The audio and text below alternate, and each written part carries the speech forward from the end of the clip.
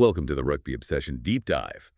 Before we jump in, make sure to subscribe to the Rugby Obsession YouTube channel and grab our newsletter from the link in the description. We'd love hearing your thoughts, so definitely drop a comment later on. Yeah, please do. It's always great to see what you guys think about these tactics. Exactly. So today, we're looking at a really wild paradox for you. How does a reigning world champion team win a test match, dominate possession, and still walk off feeling like they just handed their biggest rivals a high-definition blueprint for their own destruction? Right, it's such a fascinating situation. We're looking at the Springboks' gritty 17-10 victory over Argentina.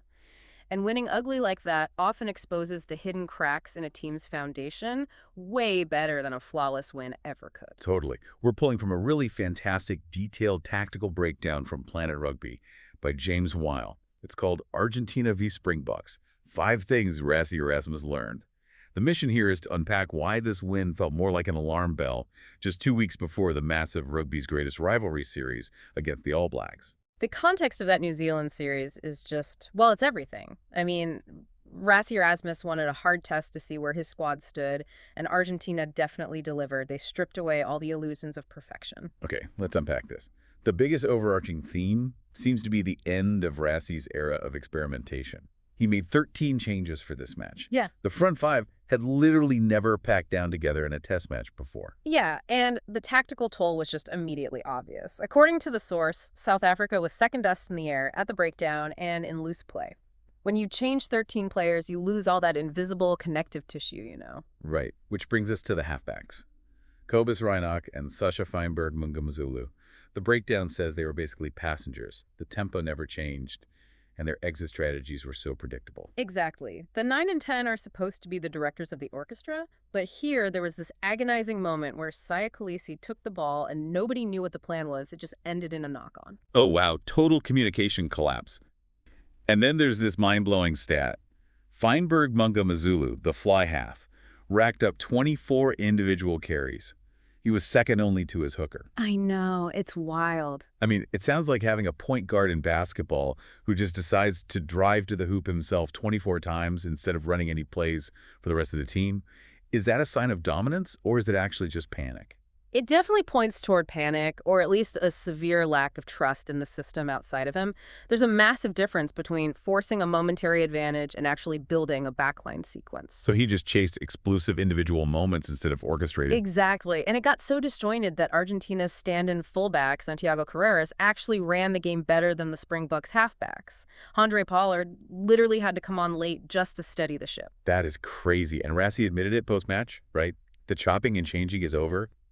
They have to start steadying out on teams. Yeah, the era of auditioning players is definitely done. Going into Ellis Park against the All Blacks, he needs a locked-in combination. Quick reminder for you. If you're enjoying this breakdown, make sure to subscribe to the Rugby Obsession YouTube channel and newsletter from the link in description. We really want to know your thoughts on this halfback situation, so leave us a comment. Absolutely. And, you know, those panicking halfbacks directly led to the next huge issue, a completely dysfunctional kicking game for South Africa. Here's where it gets really interesting. Normally, the Springbok kick and chase is like throwing a perfectly timed net over your opponent. But kicks from the 9 and 10 spots kept going way too long, bypassing their own chase completely. Yeah, the ball and the chaser were in different zip codes. If you kick it too long, you're not creating a contest in the air. You're just giving the opposition a free catch and a running start. Right. And Argentina punished them relentlessly. Rodrigo Isgro caught absolutely everything hit his way. Ignacio Mendy made 4 clean breaks directly off catching those loose balls. That's just brutal for the defense. And even Pablo Matera, a forward, managed to hit a 50.22 kick off his weaker foot in the 79th minute. Meanwhile, South Africa's Afele Fassi dropped a high ball after a good save earlier. The fact that an Argentine forward pulled off a 50.22 with his non-dominant foot speaks volumes about how much time and space South Africa was giving them. Wait, but I have to push back here. Is this just rustiness? Guys haven't played together in 6 weeks? Or is it a fundamental breakdown? Well, the harsh reality of Test rugby is that rustiness is a tactical liability. The danger isn't just looking bad against Argentina. The danger is that New Zealand's Dave Rennie has already identified this exact soft edge in the South African aerial defense before. Oh man, so the All Blacks are primed to exploit it. Oh, ruthlessly. If the Springboks leave their chasers stranded, New Zealand won't just profit. They will systematically target that exact disconnect. It needs a total rebuild in the next fortnight. So, because the aerial game handed Argentina so much possession, South Africa had to rely almost entirely on their defense. They only conceded one try, but the cracks were glaring, right? Very glaring. Even that one try was a systemic failure. Thomas du Toit was caught napping, which allowed Benjamin Grondona to slip straight through. But Rassie praised the defense for winning the game. Reading the mechanics in this breakdown, though, it sounds like a massive red flag.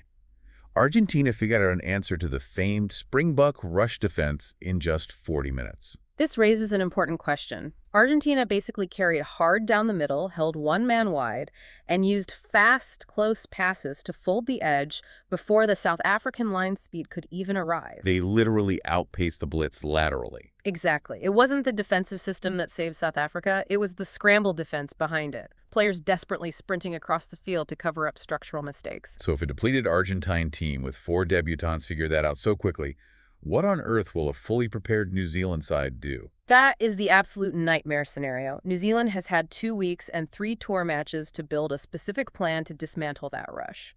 Relying on scramble defense against the All Blacks is a recipe for a bloodbath.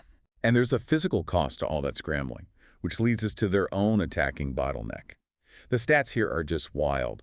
South Africa had 146 carries to Argentina's 101, 62% territory. But from all that dominance, they only managed 6 clean line breaks and 2 tries. It's a staggering level of inefficiency. Right. And one of those tries was just a set-piece scrum driving straight over Tomas Repetti. Yeah. So Argentina's defensive shape was only genuinely beaten once in open play. Yeah, Argentina used what the author calls a moderated push defense. They kept tight shoulders and absorbed the impact like a unified wall, neutralizing those 146 carries perfectly. But that one single time South Africa picked the lock, it was a thing of beauty. Andre Esterhuizen carried hard in midfield, drawing 2 specific defenders. Kanan Moody made the wide pass, and Edwill van der Merwe scored. He got 101 running meters, mostly from that single sequence. But if we connect this to the bigger picture, using power in the midfield to strip a wide defender demands a highly settled, familiar combination. Which they obviously don't have because of all the rotation. How do you replicate that perfect synchronicity when players keep changing every week? You can't. And that's exactly why Erasmus has to stop rotating. Especially against the defensive line speed New Zealand is going to bring, you have to react on pure instinct. And this need for a settled lineup brings us to the harshest reality of the match. You can't have a settled squad if your players keep breaking down. Captain Siya Kolisi lasted just 24 minutes before injuring his other hamstring. It's a massive blow. He's described as a selection hope rather than a plan right now. Paul de Villiers is the obvious answer at 6, having topped fitness tests. And Andre Esterhuizen, the guy who made that brilliant line break work, went off for a head assessment at 65 minutes.